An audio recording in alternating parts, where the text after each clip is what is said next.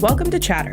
I'm Katherine Pompilio, Associate Editor at Lawfare, and the first of several guest hosts from Lawfare joining Shane Harris and David Priest in bringing you Chatter episodes.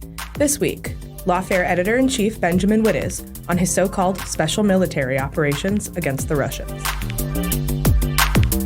It was a few days after the election. I drove by the embassy just because it's in my neighborhood. And, I noticed for the first time that it was a giant white-faced building that looked like a movie screen. I want people to be thinking about the people who are being injured, killed, displaced. And I want them to be thinking about the people whose voices they're not hearing. You always have to ask, wait a minute, how much of this is ego and how much of this is actually being helpful? And there's a complicated mix there.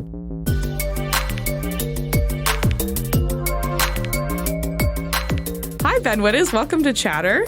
Thank you. It's wonderful to be here. We're in studio, which is... we are in the old jungle studio, which all it needs now, it's been refurbished, and all it needs now is plants. So do plants make the jungle studio the jungle? That is why it was called the jungle studio, because it was lush with plants and scotch. Scotch, yeah, I've heard about that. But now the plants all died during the pandemic. So it was the deforested jungle studio for a while. And now it is ready for an ecological reboot. And no scotch, too. Is that coming back? Or? Oh, yes. Okay, great. So again, welcome to Chatter. I was talking in preparation for this. I noticed that you've never been on a Chatter episode. Correct. And Chatter is a product that you helped launch. How does it, I'm going to get meta here, but how does it feel being on Chatter? You are the subject of Chatter now. Yeah, so that's an interesting question. So Chatter is one of the Lawfare products that I approved and kind of in a very distant sense supervised, but have never directly been involved in. It started, I want to say a year or two ago when David Priest and Shane Harris approached me with the idea for it.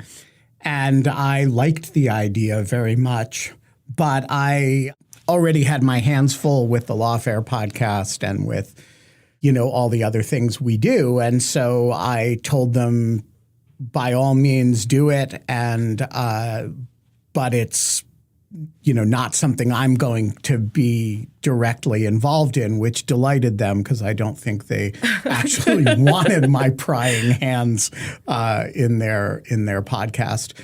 So I have listened to Chatter regularly with great pleasure, and I have approved of Chatter and enjoyed Chatter. And I have also very much enjoyed the fact that Chatter is not my podcast. It is one of Lawfare's children that is not something that I'm directly editorially involved in. So yeah, this is my first Chatter.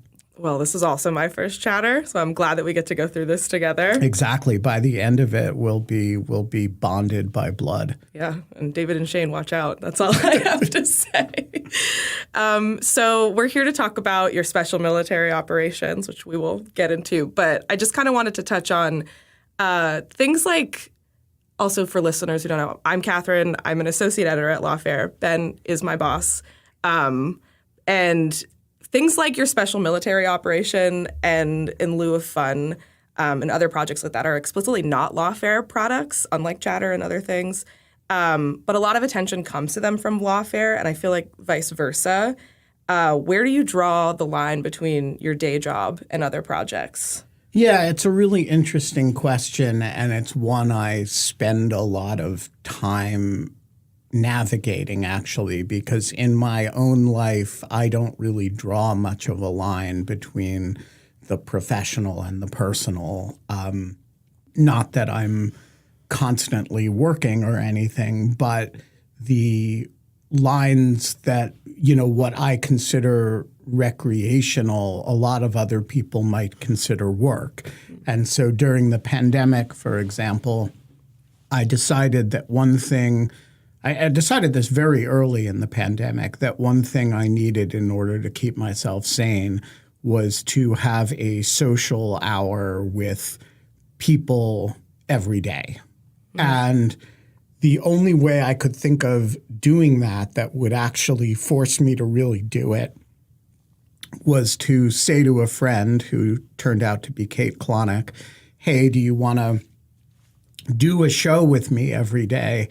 And we'll have a live audience and we will have a friend on and we'll have a drink and we'll shoot the shit. And that became In Lieu of Fun. And it was named In Lieu of Fun by some wag who, thought it was a good name, which I agreed with. And so, a lot of people might say, whoa, doing a daily live show, that's work. Mm-hmm. But for me, that was just kind of something to force myself to not be lonely, to be to reach out to friends who I might otherwise not have occasion to reach out to, mm-hmm. to build a community of people who were, wanted to similarly have a drink with what one of them called my imaginary friends every day. And so I didn't really think of it as work. The reason we didn't do it under the banner of Lawfare was, number one, that it was going to treat issues far beyond the scope of Lawfare. It was going to, if we had an interesting person on to talk about crows, which we did.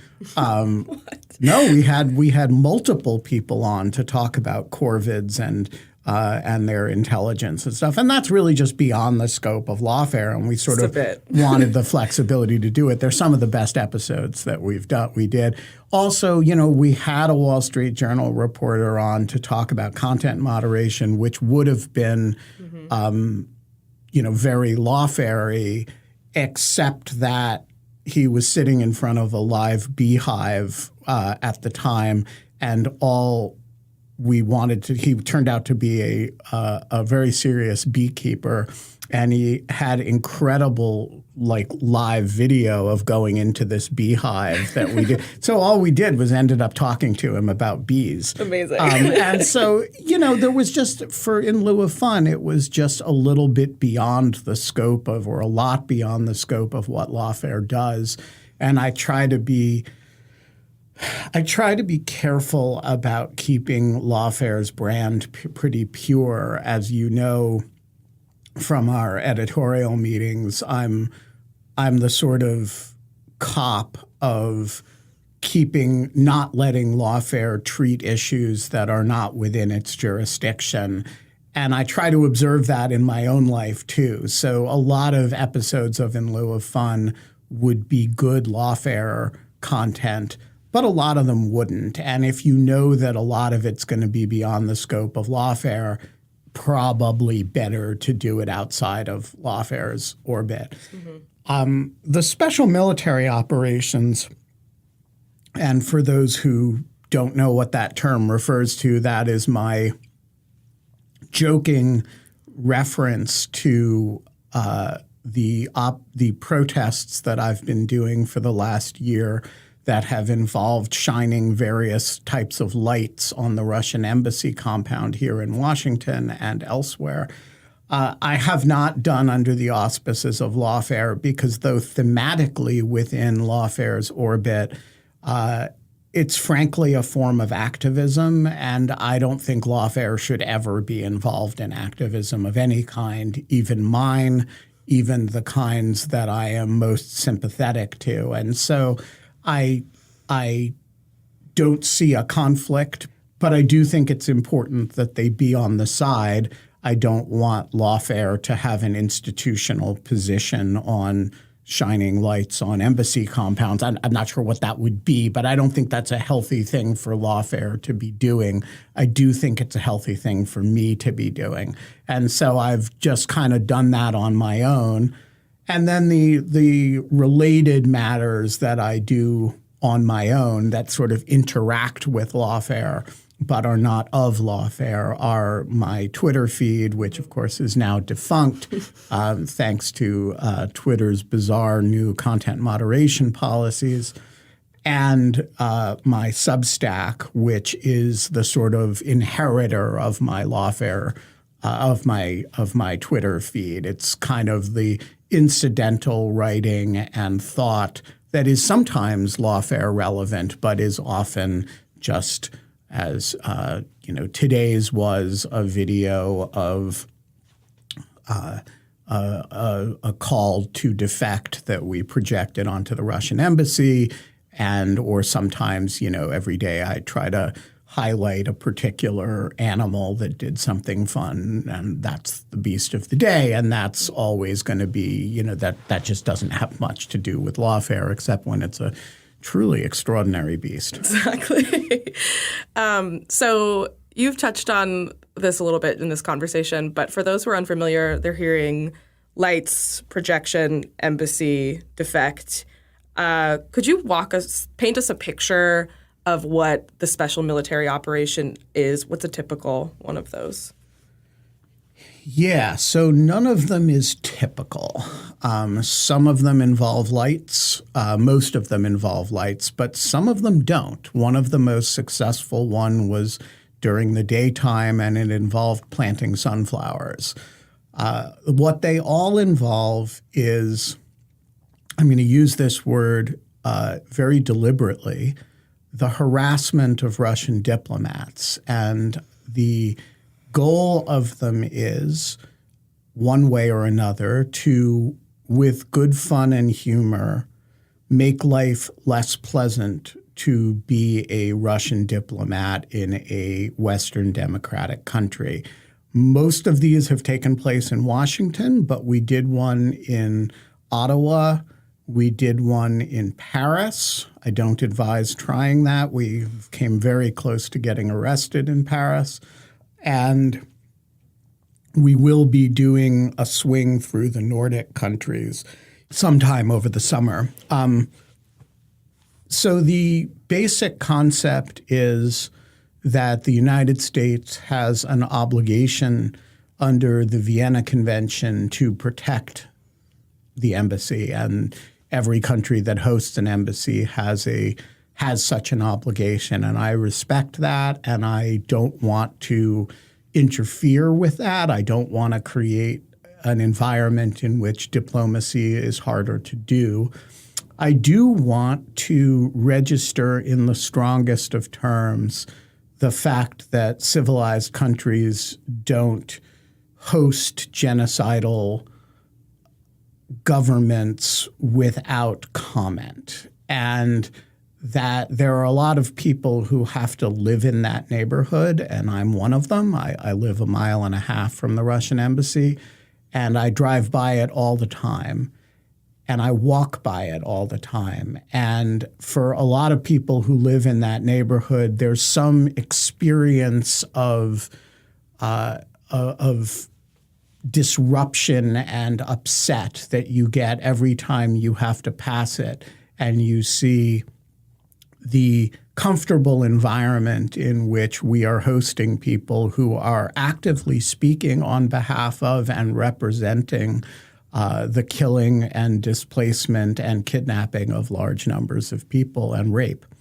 And so the goal is to invade that space without actually violating any laws or doing anything that is inconsistent with the United States' obligations to protect that embassy and let it function.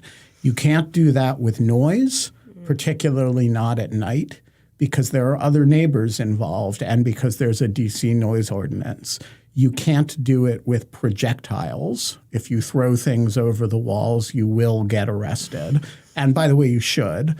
You can't do it with signs, because signs stay on the other side of the wall. And so the question that led to the special military operation was, how do you do it? How do you get into that space as literally as possible without actually violating any of the rules. And the solution to that problem was light. So the classic special military operation is you take a spotlight or more recently a laser projector and you shine it on the wall of the embassy, which is approximately 300 feet away, and you do it with a message that is as offensive as humanly possible to the people inside the embassy. Think of a Ukrainian flag, think of a map of Ukraine with Crimea and the eastern parts of the country integrated into the map. Think of slogans, and you try to force the embassy staff to react somehow. And they react in a number of different ways, as I'm sure we'll discuss. And those reactions you film, and that filming becomes the excitement of the episode. So in addition to flags and maps, what else have you projected, and what messages are you sending to diplomats? Yeah, so we've done a few different projects, and again, these have been at different locations. So in the main embassy compound, you have a limited, because the distance is so long, you have to keep images very, very simple. So we've done the flag, the map, the Ukrainian trident, which is called the trizub, many, many, many different slogans. So the laser lets us write on the walls, which is super fun. So sometimes we team up with a group of Ukrainian activists and they chant slogans. And when they chant them, we display the symbol, the slogans that they're chanting. Elsewhere, we've also done images of sunflowers, images that have been drawn for us by the NAFO fellows, the group of graphic artist activists who work on Twitter. And then on the backside of the embassy, where you can get much closer, and in other locations, we've done much more elaborate slideshows showing war crimes, for example. We did a display of work by a Kharkiv-based artist who had done some sort of split image work that I thought was really amazing. So we did a whole slideshow of his work on the Russian Cultural Center. We tried to show a movie once. That didn't work too well. And we've done, I'm trying to think what else. And we did a display by a projection artist in Odessa whose work we featured once. So we've tried to do a variety of things. Oh, and most ambitiously of all, sorry, I forgot the most interesting one. We did this woman who had survived Bucha wrote an essay for us to project, and we projected it line by line with on the embassy with a live voice voicing it, which we created, I think, a very powerful video out of. That was back on February 24th. So, and then more recently, we did a poem where we did the same basic idea, which is somebody, reading it aloud while we're projecting it. And the poem, which actually we just posted the video of today, that included a call for embassy officials to defect. So that's, again, designed to be deliberately obnoxious and provocative. I remember you did a live from Ukraine episode with the woman who survived the Bucha attack. Yes. What was her essay about? So her essay was so Katya had written a diary of her 9 days under occupation in Bucha, and I had read it. She'd had it translated and edited and posted on Medium, and I thought it was really moving and well done and complicated and interesting. So I asked her to do an episode of Live from Ukraine with me. That was literally the only time we've ever spoken. But we've corresponded a fair bit. And I asked her to write an essay that she would want projected onto the embassy. And she did it. It is, I would say, a letter from her to the people in the building, and about, it's at one level the story of how she's a twice refugee. She was a refugee from eastern Donbass, where she's originally from, where she had to flee in 2014. And then in a kind of fleeing Hiroshima for Nagasaki kind of way, she settled in Bucha, where,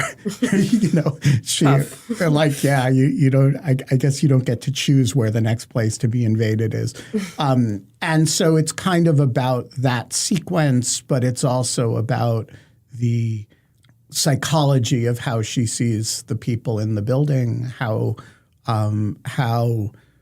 she sees Ukraine, and I found it very moving. And so I had my friend Luda read it.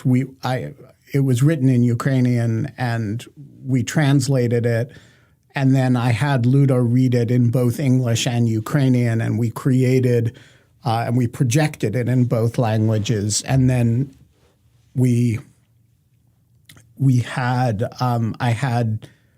it took a lot of editing to get it in a video form that worked, but it was done in front of a live audience. And, the goal of these things is both to do for a live audience, but also to create a lasting record that goes well beyond the group of people who could be there. I am not Russian, and I'm obviously not a diplomat, and a lot of these are horrifying images that you're putting up, in addition, just kind of exposing everything that's going on. Have you heard anything from, or have you interacted with any embassy staff? Sure. So at a basic level, the embassy staff responds to most of these events. They put up their own spotlights by way of interfering with what we're doing. And so there's the distant interaction of competing spotlights, which sometimes gets pretty comical. Cat and mouse games where their spotlights are chasing ours around the face of the building. There are, however, more direct interactions too. So the last time we ended up with a pretty extended negotiation with them about when who should take down what spotlights. And the Secret Service, which guards the embassy, actually mediated that negotiation. But sometimes they are more direct than that. So one time, for example, I was working with a friend of mine, and she's Ukrainian American and speaks Russian well. I speak Russian terribly and don't usually try. But she was yelling at them in Russian, and they came out and started filming her, I think because they assumed she was Russian. Oh. And so they do, come out and try to be intimidating sometimes.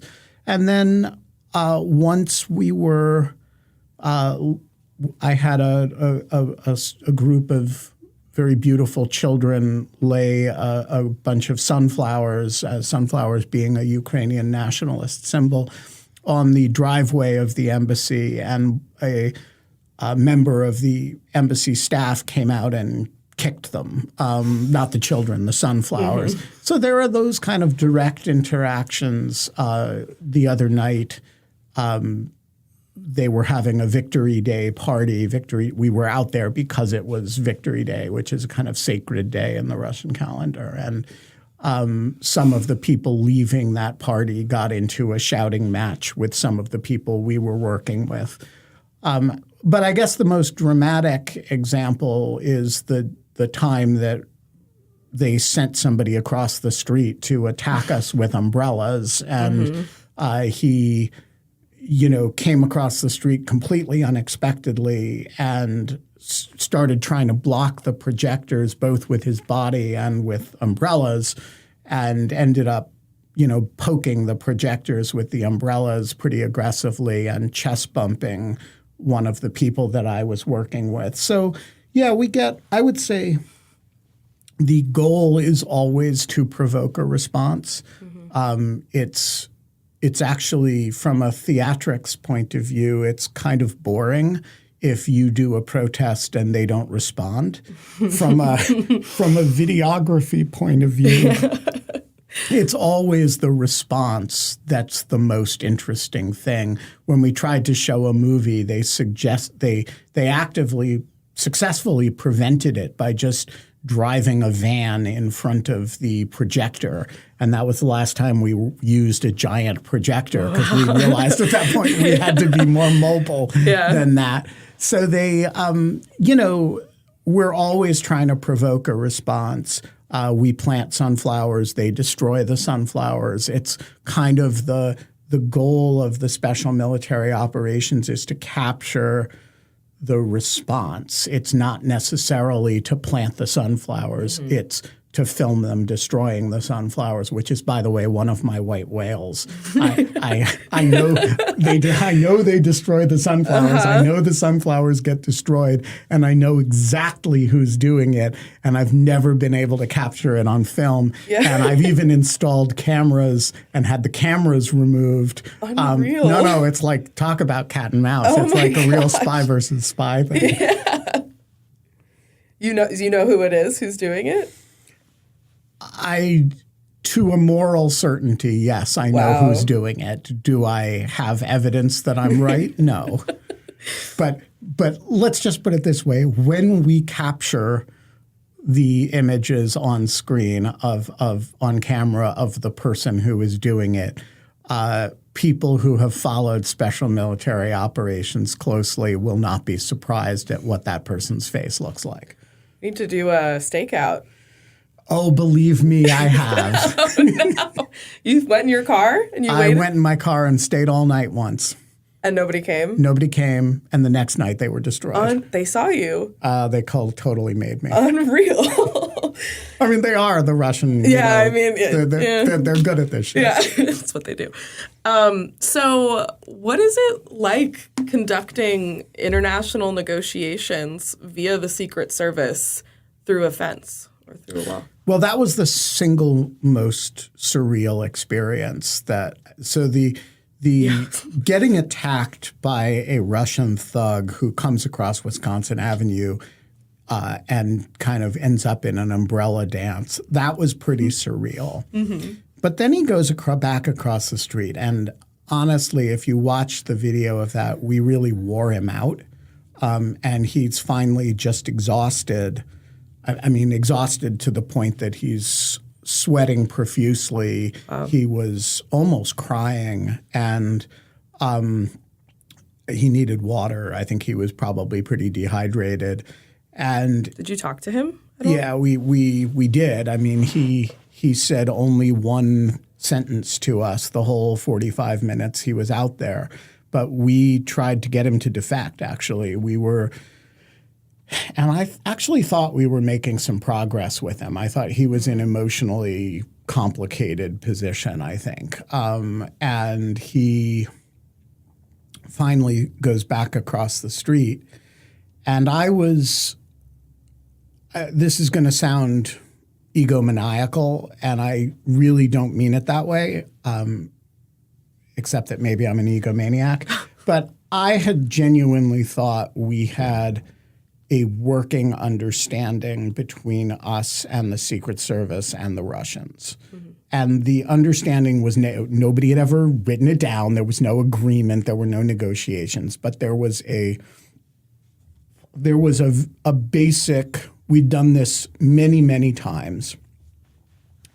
And each time there was I think a pretty simple unwritten code, which was we didn't approach the embassy.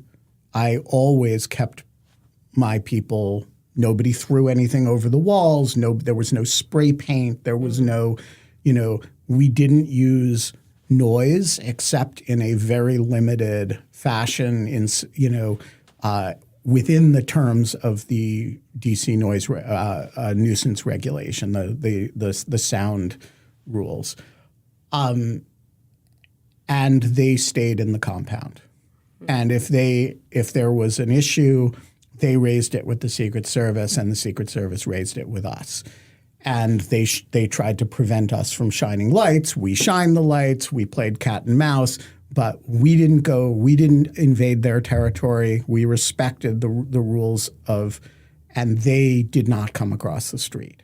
Mm-hmm. And that basic understanding kept everybody safe. Honestly, it prevents anybody on our side from doing anything stupid, mm-hmm. and it prevents anybody on their side from doing anything stupid and dangerous, like, for example, what President Erdogan did, when his thugs beat a bunch of protesters outside the Turkish embassy and actually outside the Brookings Institution. Oh, wow. And so, there was and that basic rule held until that night on May 9th. I'm sorry, not May 9th, on a couple of weeks earlier. And all of a sudden, and it's an interesting question, why, to which I can speculate, but I honestly don't know the answer. They violated it, and they actually sent somebody across the street mm-hmm. to interfere, not quite violently. He didn't hit anybody, but he didn't keep his hands to himself either. And it required the Secret Service to come across the street and show presence to get him to back off. And so I made a snap judgment at the point at which he went across the street that we couldn't allow that to happen and we needed to push back. And so, again, this may be delusional, but what I decided is our spotlights were not coming down while their spotlights were up, that they had crossed a line. Literally crossed a line. The line was Wisconsin Avenue. Yeah. And it's a big line. It's a big fat line with cars in it. And you cannot cross it by accident, mm-hmm. right? And they sent somebody across the street to be disruptive. And in light of that, I was not going to let them take a picture of us taking down our spotlights and send it back to Moscow with a cable that said the fascist protesters put up spotlights, but we sent, Vladimir across the street and he, bullied them into taking it down. And now the only thing on the wall is, mm-hmm. The Russian Z symbol. Mm-hmm. And so I told them the Secret Service came over and asked me whether I was going to take it down. And I said, not until the Z and V spotlights are down. And so, to my surprise, they offered to communicate that to the Russians. And the result was like a Vienna Cold War kind of scene, which, again, is all on film. Yep. In which the Secret Service goes across to the gates of the embassy, communicates our proposal for a coordinated spotlight turning off sequence to the Russians, and they, send it up the chain of command and come back with a counter proposal. Mm-hmm. And I thought it's like the lesson is maybe the Russians don't, after all, negotiate in good faith. But we had a protracted negotiation through the Secret Service, and it was weird as hell. Yeah. And then I thought we had a deal. In reviewing the tape, it was not 100% clear that they ever fully agreed to the deal. It was 3, 2, 1, take the lights down, right? That's what I thought it was. They had 3 spotlights up. We had 2. I proposed we'll take down 1 as a good faith gesture. You take down 2 so that we'll both have 1 up. And then on the Secret Service's 3, 2, 1, we'll both kill them at the same time. Wow. And I had thought that the Secret Service said they were okay with that. It turns out maybe what the Secret Service said was they're okay with your taking one of yours down. But it's not.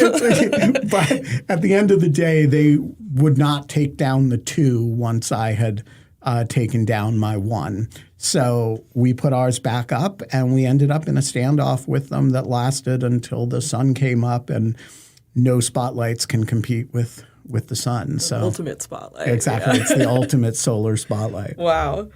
And for those listening, there's an 18-minute video of this, and it is I'll link to it, but it is one of my, I don't know, it's absolutely riveting just watching you negotiate with these people. Yeah, and the funny thing about it is, it was like probably at 1 a.m. or something. Yeah. I'm not sure what time it was, but it was these poor, weary Secret Service officers who had actually, done yeoman's work protecting us from, I think, what would have been a violent episode, but for their presence.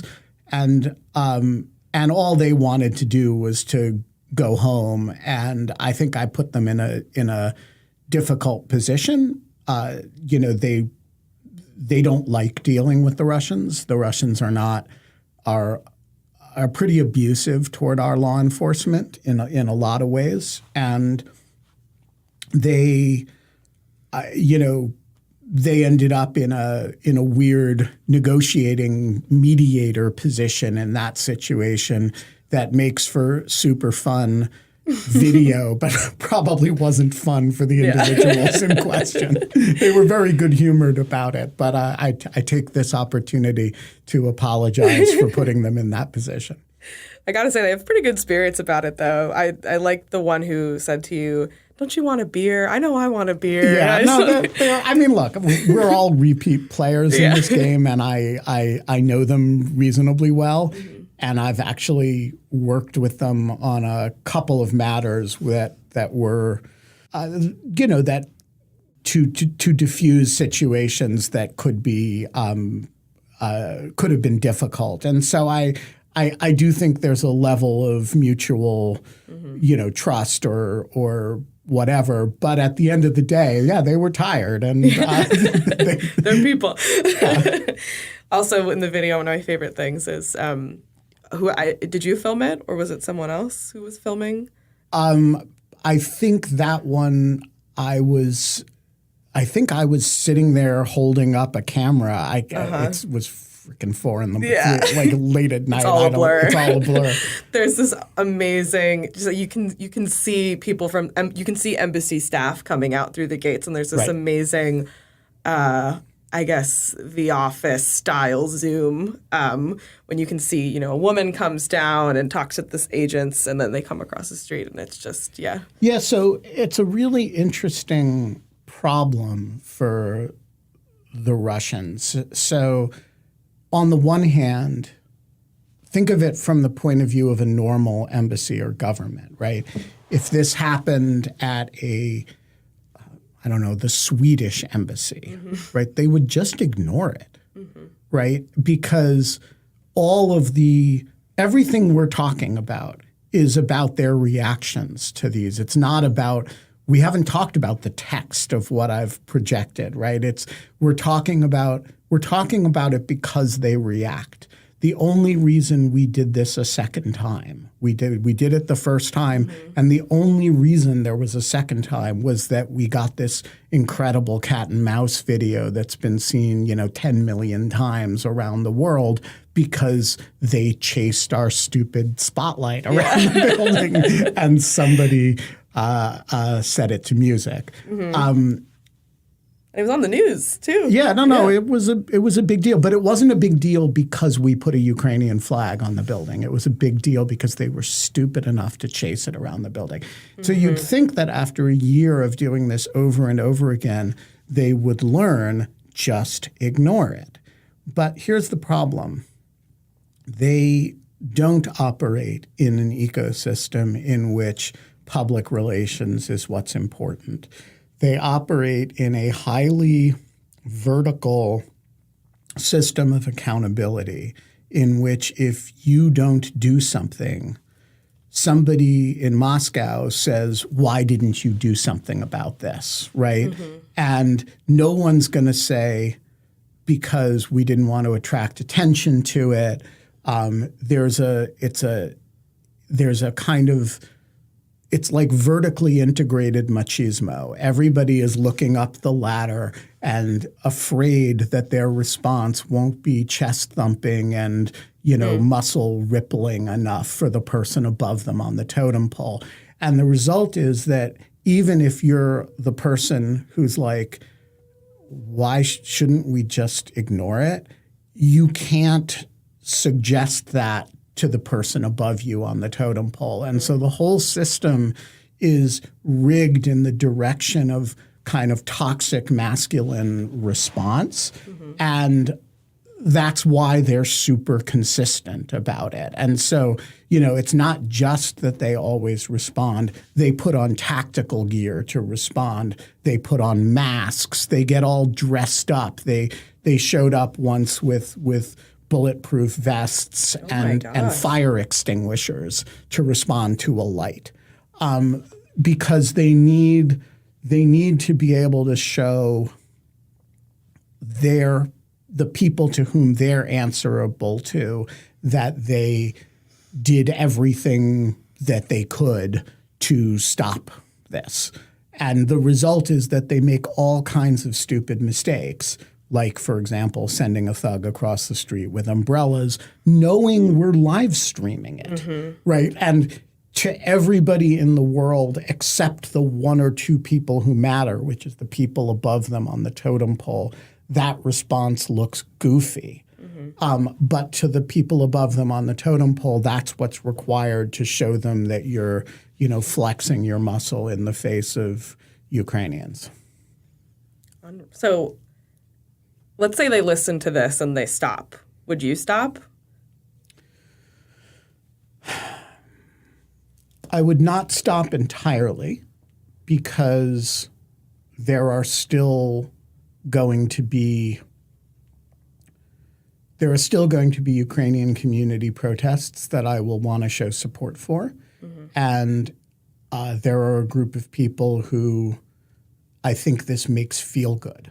And some of them are here, some of them, like literally on the scene, people like it when the projector shows up. And I actually think, showing people in real time, in real space, that you care about what they're going through matters, and that doesn't depend on the Russian response. There are also people in Europe and in the conflict zone who enjoy the social media of it. And so at this point, it has an audience that I don't want to let down. If they did not respond, I would find, in addition to some of this, something else to do that they would respond to. Because I think the highest purpose of these operations is to annoy them. And if I'm not annoying them to the point that they can't just wave it off, I'm not doing it well enough. And I want to find the thing that, in a very like teenage boy kind of way, like the teenage boy who's, I don't want to make this overly gendered, but who, like, the thing that he really can't stand is if the person he's bothering doesn't mind, right? that's how I feel if they don't mind. I think anybody with siblings gets that. Yeah. Like I'm really not more than a 13-year-old in that respect. That's wild. I wanted to go. This is just a question I had because just personally, why is the Secret Service there? Are they? I know they have other jobs aside from protecting the president, but are they there to protect the embassy? Yeah. So the Secret Service has basically 3 missions. The first and most famous is the Presidential Protective Mission.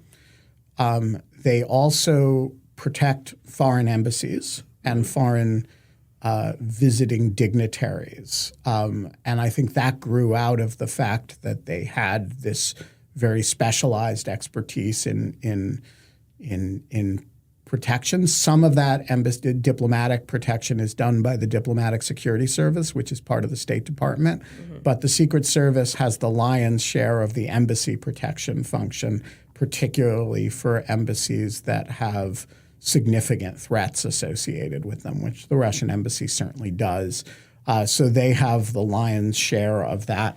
And then they also have, in a separate function, they have a bunch of jurisdiction over financial crimes of one sort or another, particularly crimes involving forgery and minting fake currency.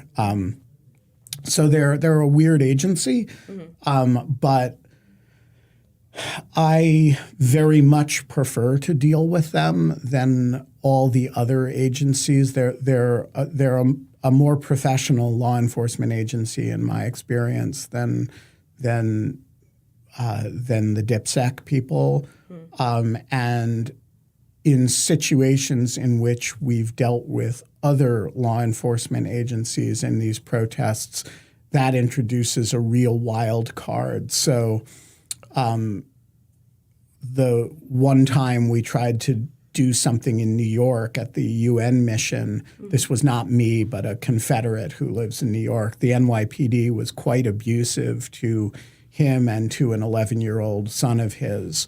That just never would have happened with the Secret Service. When we did the operation in Ottawa, the Royal Canadian Mounted Police were lovely, and it was a pleasure dealing with them, and they had no idea what to do.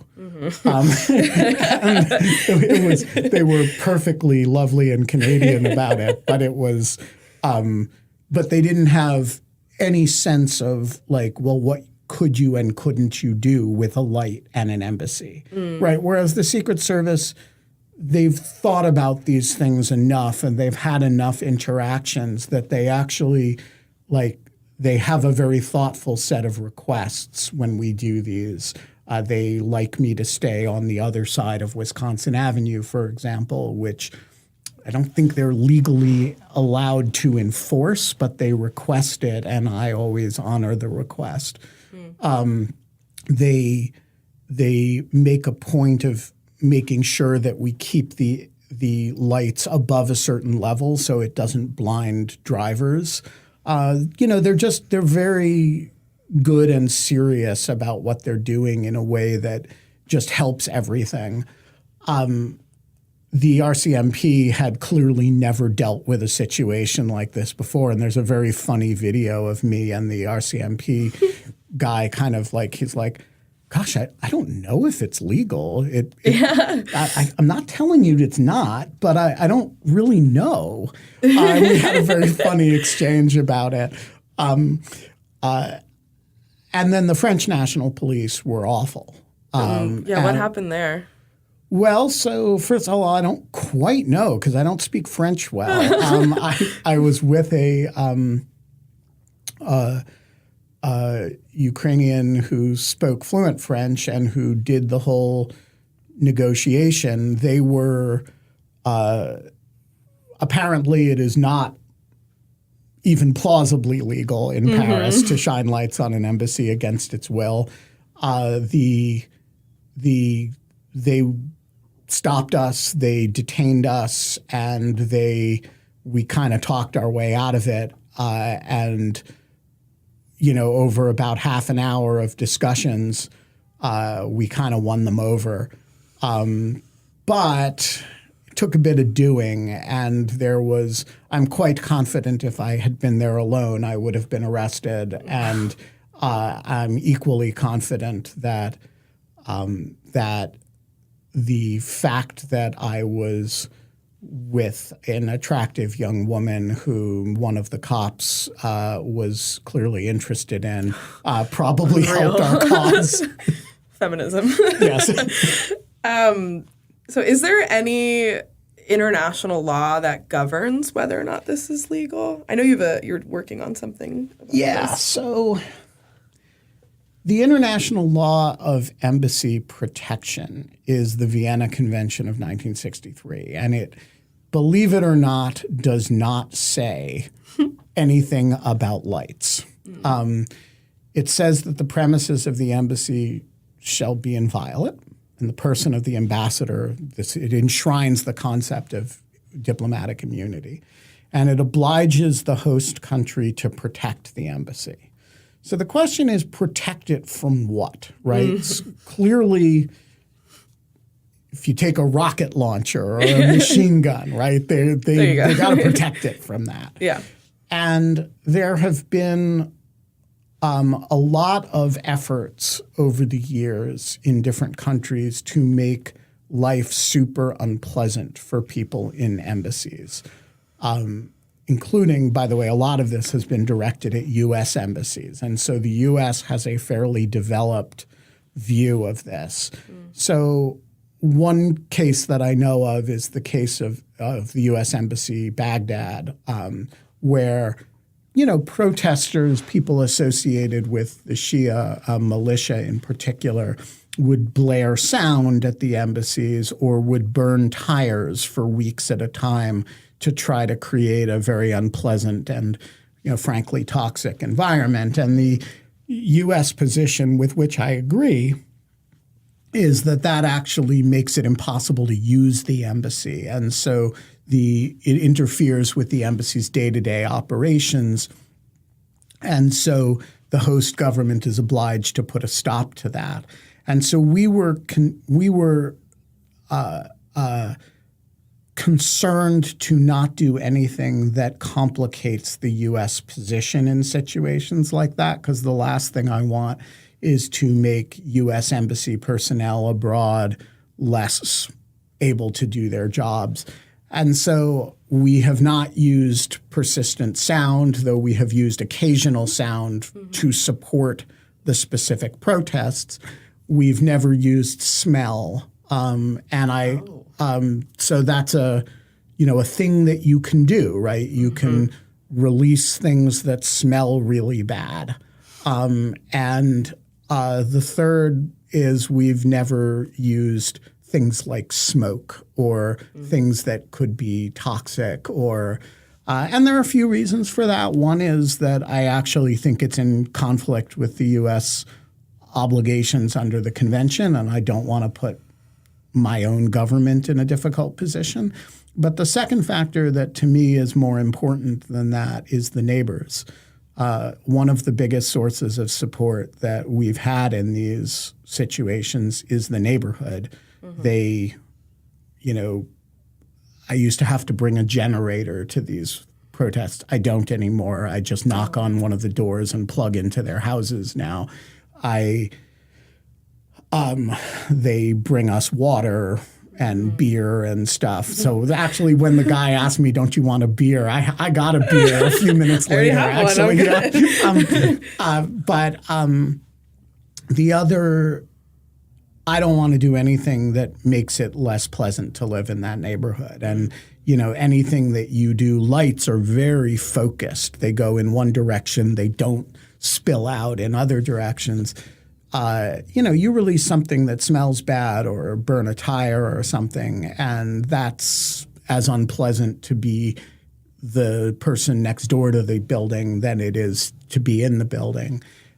So I think a whole lot of rules like be a mensch, be decent, actually work legally very well, and they work in terms of neighborly relations very well. And when Umbrella Man came across the street, the thing that finally defeated him was that one of the neighbors brought out a giant ladder, and we just climbed up the ladder with the spotlight, and he couldn't compete with that anymore. So that's when he went back across the street.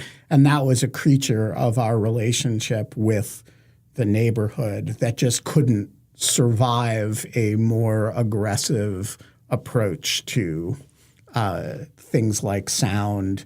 I mean, it's hard enough to live next to that embassy, but then you have some assholes show up and blare stuff in the middle of the night. But if we show up in the middle of the night, like 4 a.m, and sidewalk chalk the entire Wisconsin Avenue, that doesn't make a sound. It doesn't bother anybody. But if we blared the Ukrainian national anthem at 4 a.m, that would might wake them up. It might wake them up. Yeah. What about, so we mentioned the giant line, Wisconsin Avenue. Are there traffic laws that prohibit any light? Because I noticed in some videos, you'll be projecting that a bus will come and then there's a flag. Yeah. So there are probably no laws that affect that. We try to be very careful about not blinding drivers, just for human safety reasons. The lights in question are extraordinarily bright, blindingly bright. And so when a bus comes, I'm always happy for it to shine on the side of the bus, but I don't want it to shine in the windows of the bus. I don't want and the laser in particular, if it shines in somebody's eyes, can be quite dangerous. So we try to be careful about putting our hands or bodies in front of things as necessary in order to protect people's faces and the like. Wow. And I think one special military operation that we didn't touch upon involved a washing machine. Yeah, that was the one that really spun out of control. Yeah. So the washing machine, I want to say, was not my operation. Okay. I showed up. So I had.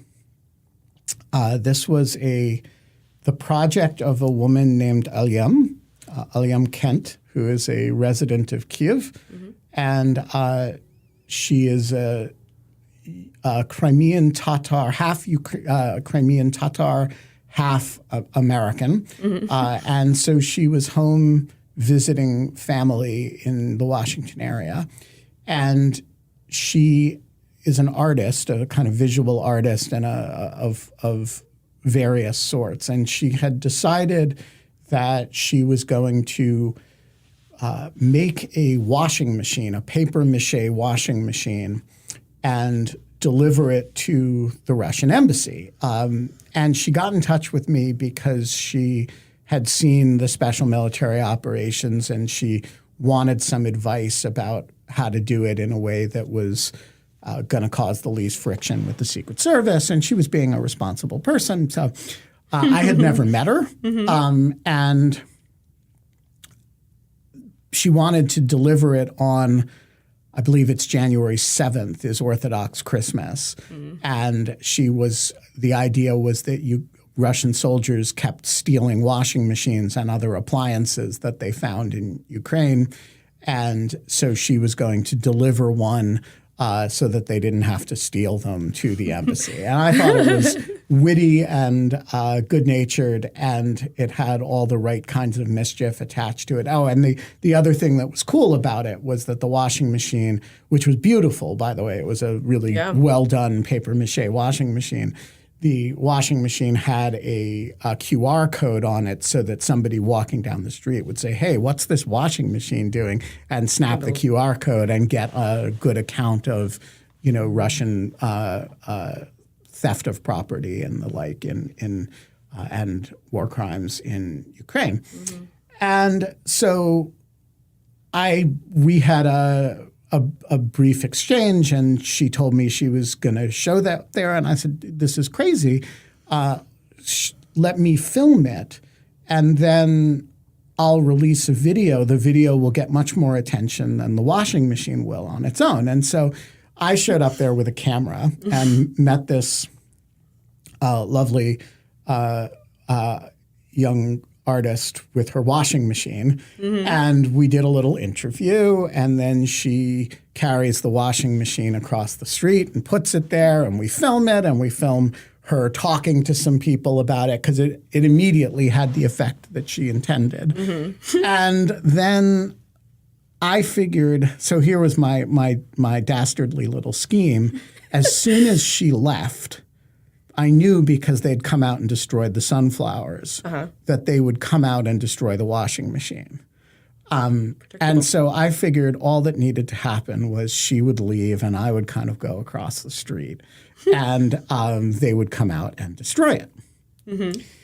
So she left and I went across the street and the Russians threw me a curveball. They did not come out and destroy it. They called it into the Secret Service as a bomb threat. A little different. Yeah. So the Secret Service seals off the neighborhood and starts, they took it quite seriously. And they would not listen to my protestations that, no, it's not a bomb, it's a papier-mâché washing machine, because they had one question for me under those circumstances, which is, did you bring it here? And the answer to that is, no, I didn't bring it here. I know who did, but they thought I was kind of covered, because I wouldn't say who she was, because I didn't actually want them sending police cars to her house and arresting her.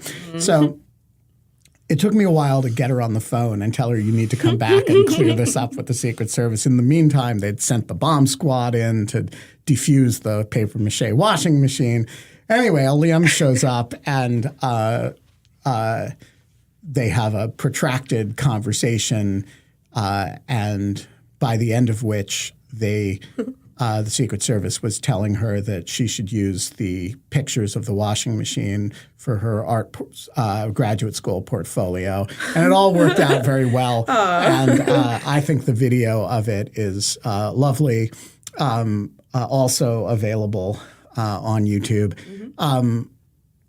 But yeah, no, that's a good example of how I think the special military operations have kind of created a space for people who want to be creative about, figuring out how to express themselves to the Russian embassy, to do so and to think about it in sort of grand terms. And so a bunch of people who want to do that sort of thing have gotten in touch with me about kind of how to do it in ways that are preferably not going to require the bomb squad and are going to maximize visibility and impact. So do you have any plans for the future? Well, I am working on a crazy scheme, which I am not sure I can get done, but I'm working on it, to rent an apartment in one of the adjacent buildings to the embassy so that the spotlights have a permanent home. And it's not a cheap neighborhood either. It's not a cheap neighborhood. It's going to cost, I don't know, $1,700 a month or something. Oh, yeah. But I want to use the apartment to house refugees and spotlights. That's the goal. And whether I can do that in a fashion that I can possibly afford financially and that the terms of the relevant lease will allow remains to be seen. But I am working on it, and those who want to follow and help with this project should follow the Dog Shirt Daily Substack, where I document all the special military operations, and which is at dogshirtdaily.com. And right now, if you become a paid subscriber to Dog Shirt Daily, all of the proceeds from that are going to fund the acquisition of this apartment. And if there are any Ukrainian landlords paying attention or listening, please reach out. So to kind of turn this back to you, walking through your life and career, you started working for the Legal Times and then was at the Washington Post as a legal editorial writer. picture yourself as early career Ben, and Russia invades Ukraine back then. Do you think you would have done something like this? No. It's an interesting question. So, while I was a working reporter, I wouldn't have been allowed to. And while I was an editorial writer at the Post, there were all kinds of restrictions on our political activity. And I could have written editorials or whatever, but, always in the arch tone of and the first person plural, we think that war crimes should stop. So I was never in a position to do this sort of thing. I was also frankly allergic to activism. I have always thought of myself as the least activist person around. And a bunch of things over the last few years have changed that. One of which is, frankly, being in a position between my role at Brookings, which essentially my job is to be me, and my role at Lawfare, where I kind of get to set the rules. And Lawfare has rules in people's interactions with Lawfare, but it doesn't try to regulate the rest of their lives. And so, we have people who work for Lawfare and in one case, and drift in and out of government, right? We have people who write for Lawfare and are involved in cases that we cover, right? So this is an environment in which we try to be upfront about our conflicts of interest, but at the end of the day, we're not Lawfare people and only Lawfare people. And I think that rule applies to me as much as it applies to everyone else. And this is really the first role I've ever had where that was kind of true. And so I've been able over the last few years to be much freer about all kinds of outside activities that I would previously have not been willing to allow myself to contemplate. And this is kind of going back a bit, but I know what prompted the special military operations was the invasion. But what was the genesis of it? How did you decide, yes, I'm going to take lights? This is what sparked that idea? Yeah, so in a strange way, it's an homage to a gentleman named Robin Bell, who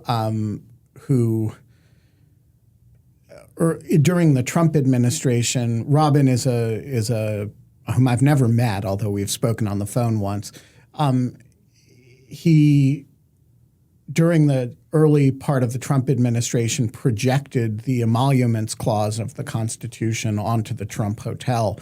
And I thought that was pretty brilliant. He followed it up with some other, I would say, left politics, anti-Trump kind of projections, all against buildings they were mostly against the Trump Hotel. I thought it was a very clever form of local protest. It provoked a lot of discussion, and I liked it, and it stuck in my mind. And a few days after the invasion, and I'd have to go back to my Twitter feed, which is now no longer there in order to date this precisely. But it was a few days after the election, I drove by the embassy again, just because it's in my neighborhood. And I noticed for the first time that it was a giant white-faced building that looked like a movie screen. And it's almost asking. It was almost asking. So I tweeted that, it's like a movie screen. It's begging for somebody to project the Ukrainian flag on it. And lots and lots. And I was thinking of Robin Bell, and I may have even said paging, Robin Bell or something. And I noticed that a very large number of people commented on this, retweeted it, thought it was a great idea. But the weeks went by and nobody did it. And then my friend Matteo, who is a college kid somewhere in one of those elite Northeastern colleges, whom I know Matteo from the In Lieu of Fun audience. He's a thoughtful guy who shows up on the show and asks good questions. And he texted me, I think I know how to do this, and he sent me my tweet. And so Matteo and I started texting back and forth about how to do it. And before I knew it, he had scored to lend him 16 giant spotlights from a local company that does lighting. And they'd lent him the equipment. And I managed to get somebody at the top who lives in one of these buildings to let us use her roof. And all of a sudden, Matteo and his friend Avery, who is now Lawfare's intern, we were all of a sudden driving a van full of, big spotlights around. And so we did the first one just because nobody else had done it or nobody else had responded. It turns out actually somebody had done it. Their social media presence was so minimal that nobody had noticed. So we did the first one, and the reaction from the Russians, which was to try to, chase the spotlight around, and that produced that cat and mouse video, was so delightful that we just kept doing it. And we've ever since then been, shrinking the equipment, trying to make it more and more mobile. I now can do it, in the trunk of my car with much better accuracy, and I can write words. So it's like, there's a Moore's law. It gets smaller and smaller and more powerful. But really the animating spirit was, I have to live with this thing in my neighborhood, and I hate it. And how can I make life unpleasant for the people in there who are representing this government? And it's not actually more complicated than that. Wow. Yeah. And so kind of pulling back a bit, if somebody doesn't know you and only knows you by your titles, senior fellow at Brookings. Yeah, I seem all respectable and shit. Oh, yeah, you seem very respectable and shit. Yeah, exactly. And in your free time, you're also the guy running around with the projector, conducting these special military operations. If you were a cub reporter at the Legal Times or anywhere else, how would you cover this story? I think you have a choice in this situation. It's very, very hard to think about with respect to oneself, which is why people generally shouldn't be assignment editors of stories about themselves. You can cover the event. Protesters shine lights on embassy, which is what the Washington Post did at the time we did the first operation. Or you can cover me. And I try not to let people do the latter. I'm not going to not answer people's questions.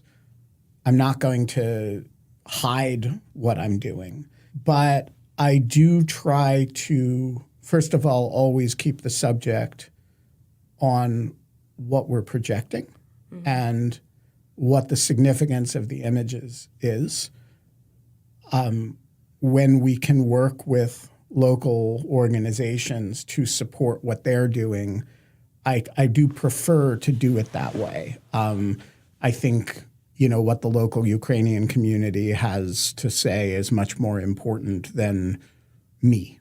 And I've tried to not seek press attention for the operations as opposed to the messages.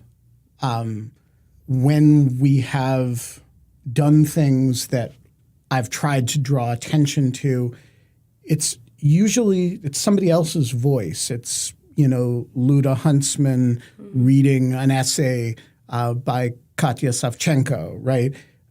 We're the facilitator of that. Avery and I are getting the images up there. We're arranging the lighting so that it works. We're filming it.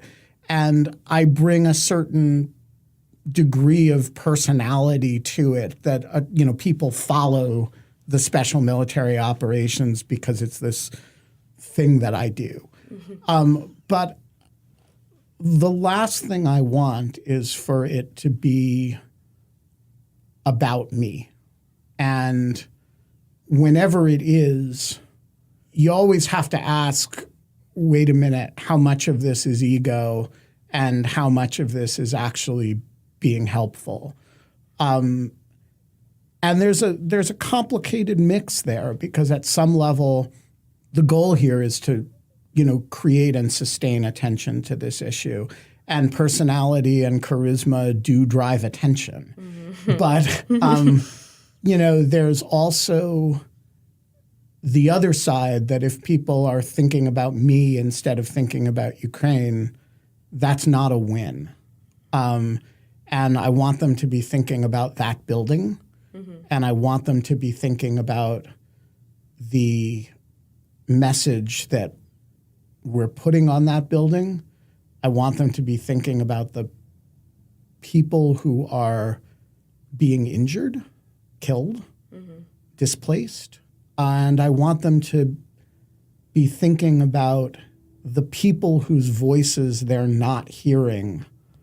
And so it's a delicate little dance because honestly, if the Cub reporter comes to me and says, hey, I want to do a story about special military operations, that's great.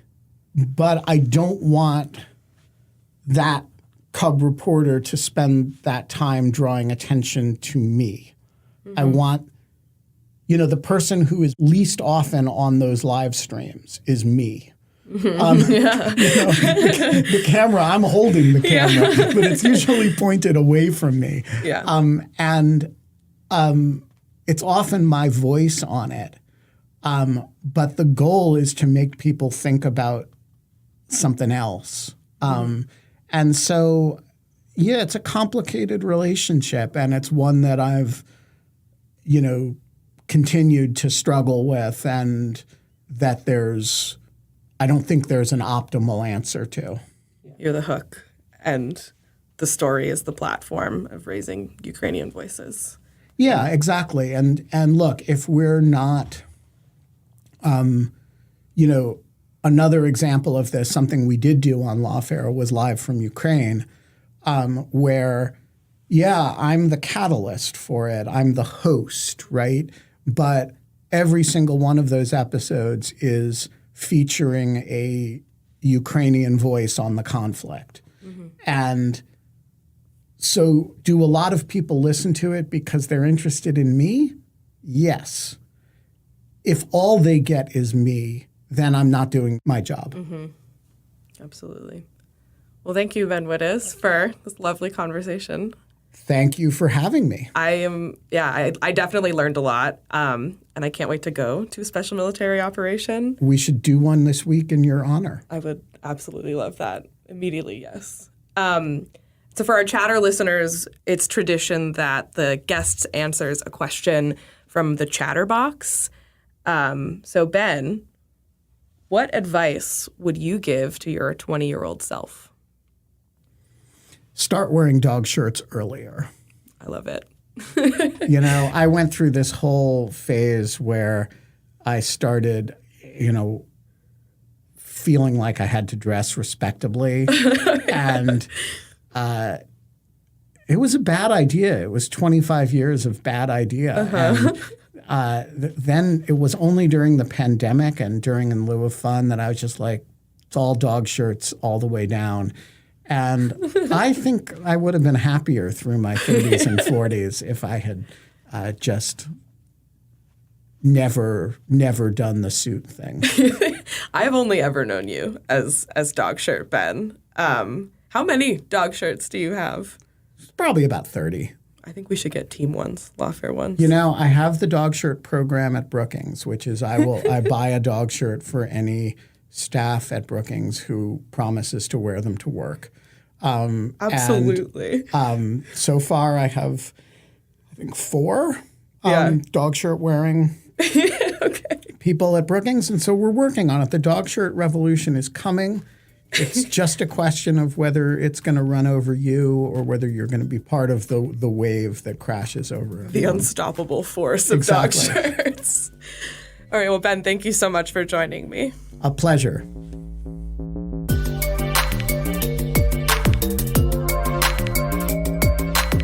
That was Chatter, a production of Lawfare and Goat Rodeo. Please subscribe to the podcast and find us on Twitter @ThatWasChatter.